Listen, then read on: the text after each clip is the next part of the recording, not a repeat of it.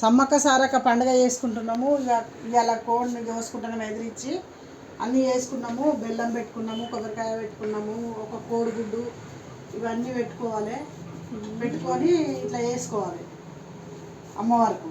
ఇగో కోడిని తెచ్చినాము, ఇగో ఇలా సార పోసినాము, ఇక అమ్మవారికి కళ్ళు తెప్పించినాము, కళ్ళు పోస్తున్నాము. ఇక కోడి జడి తెచ్చింది, కోడిని కోసుకుంటున్నాం. ఇట్లా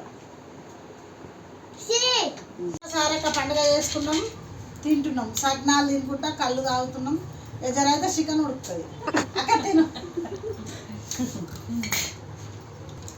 తినక ఇక దేవునికి సమ్మక్కకు సారక్కకు ఎల్లవ తల్లికి